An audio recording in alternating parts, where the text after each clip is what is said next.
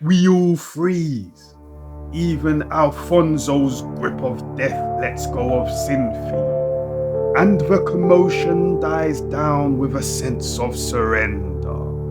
It's like the devil has walked into this room. Someone bigger, badder, more sinister than Alfonso Cisneros. I focus. My vision dots around shadows that stand in the corners of this room. And luckily, my friends do not see them yet. I rub my chin at the crumbling vintage desk. A mirror sits on top. I see it. It slightly wavering our reflection. My breath gets colder. Goosebumps begin to crawl all over my skin. Bones casually shrouded in the darkness. A fibula and tibia. What kind of meat does this beast eat? The couch, laden with an imprint of a body in a casket, blending in with the black walls, stained with an anguished face. And in my peripheral, the warmth of a figure melts my heart. I can't help but divert my eyes away from the horrors of this room. It's her. Her burnished complexion sieves through the wickedness into the glowing light. I am enthralled by her mystery, and as she fully materializes, her heavenly aura tugs me in. Honey green eyes slaughter my balance. The ripples in her long hair sweep me away, far away that I hope to get closer.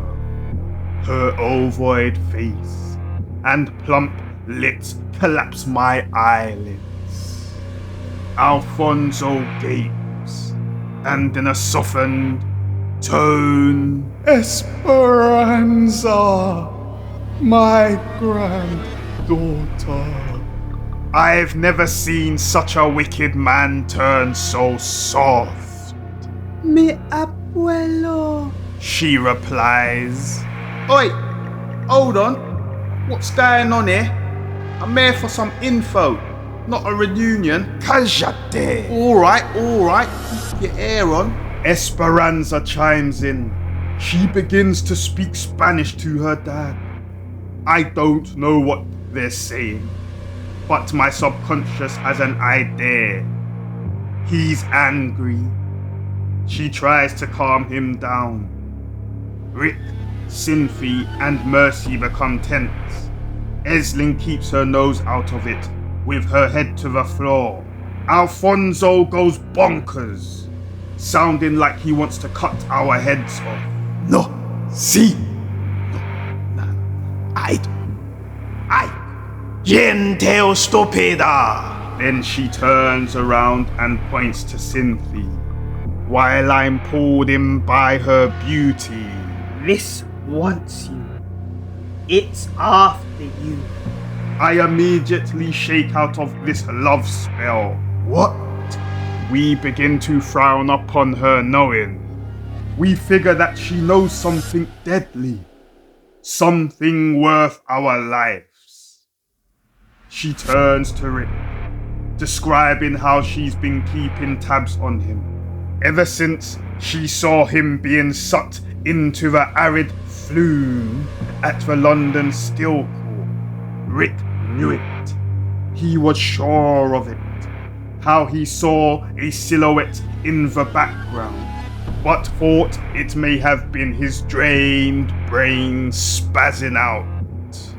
She eyeballs me with a side eye before fully engaging. My heart flutters en route to a flirt. My ego inflates. I question her to know if she recognizes me. She says she does, that I stand out amongst all my peers. But of course I do. I'm the only black man between the 5 of us. Now I humble myself. We bounce back and forth on where she's from, where we're from, the face in the walls, the airy flavor of this craze house. Cynthia steps in and grabs her by the collar, shouting at her with a quiver in her voice, asking her why this thing is after her, if she's going to witness her demise, how long she's got left, if it's going to pull her into the arid flume on an endless journey. Esperanza shoves her off and lends her a mean eye before saying it's a karmic response, that not everything is her fault, but she's paying for the deadly sins of another or two. Cynthia gulps. Esperanza huffs with a hefty load and smirks, while Cynthia hears the voice of Crow while she speaks. Black sheep of the family. Cynthia nods, Carrying the weight of the world on your shoulders. her eyes widen. Feeling like you want to change negative reoccurring patterns within your family. She tilts her head to the side and frowns. Just endless terror in a lifetime loop. How do you know this? I voice, because Cynthia's speechless. She glances at her granddad. I haven't seen you in ages, Esperanza. She nods with a focused look and turns back to me. Everyone watches our conversation as if it's a love story unfolding, until I ask her to tell us what she knows about the entity, and she signals her granddad. He motions us to sit on the floor, and while we sit around him, like a bunch of kids being told a bedtime horror tale, he tells us he needs to light the candle of the living dead to honor the spirit of the dying flame. He sits with us with a crooked, freakish posture. 1939. A day full of shivers as the cold licks his face. His wife, Ivy Cisneros, wakes up and complains of her usual headaches. But this time, it's the worst of them all.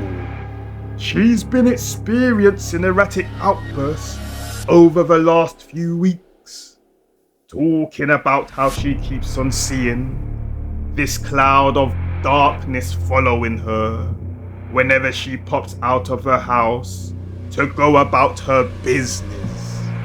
As the weeks went by, what turned from a dark cloud kept morphing into a human being. Each time was a different, prominent characteristic.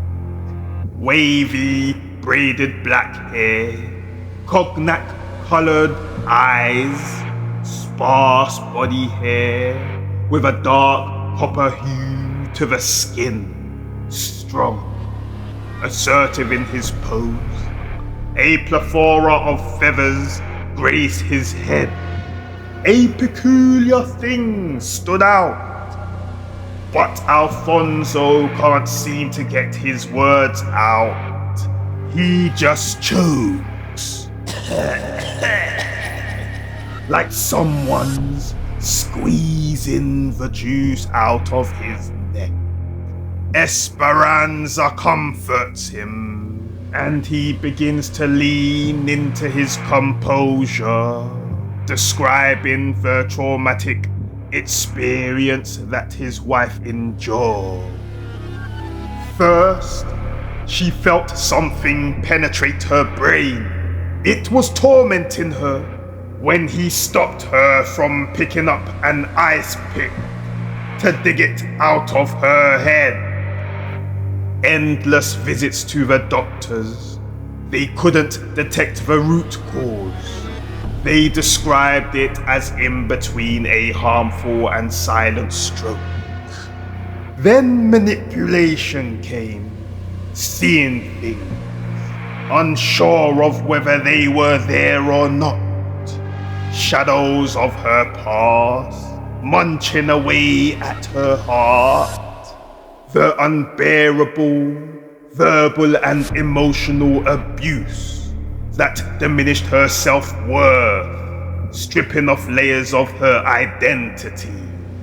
Her dignity, they chiseled away the outer parts of her flesh to dissect her behavior so they can poke fun of her unrest.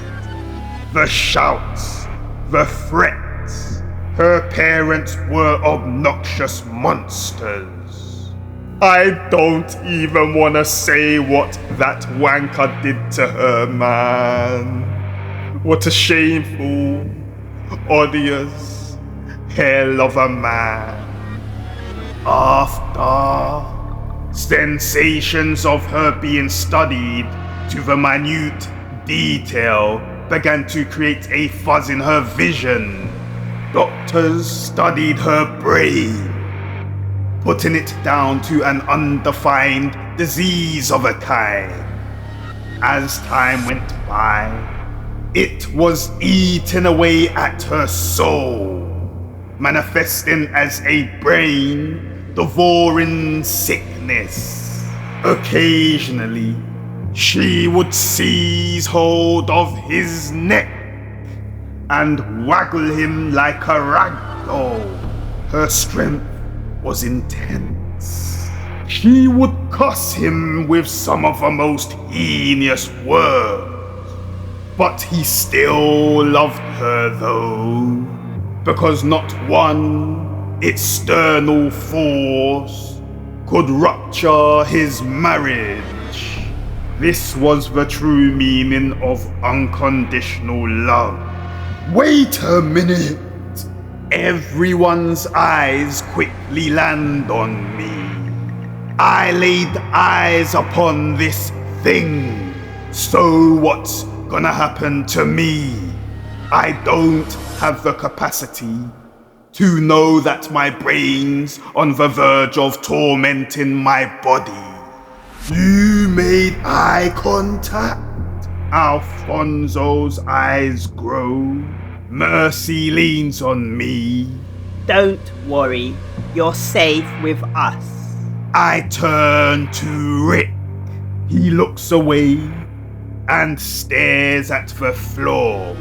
Honesty is not in his best interest right now. Rick! He looks up. My heart heaves with worry in my lungs. Say something! My voice reverberates. He rapidly nods his head.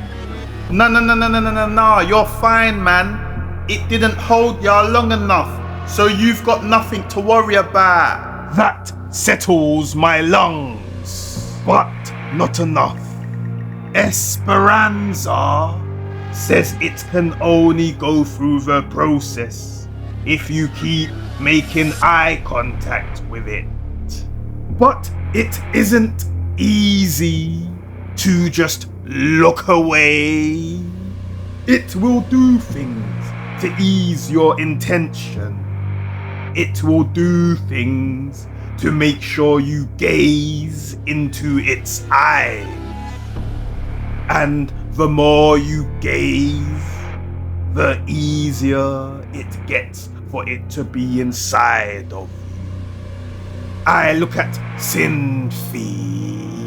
The horror chalks her face while she's rocking back and forward with her legs crossed, whispering and quivering. I'm next. I'm next. I'm next. I'm next. Esperanza nudges her. I tell her we'll protect her with all we've got. And if we have to get sucked into the arid flume with her, then we will. Krish violently shakes his head. He's not willing to taste the sweetness of the netherworld. Hold on, my eyes swerve to Alfonso. So what happened to Ivy in the end? After losing her ability of self-control,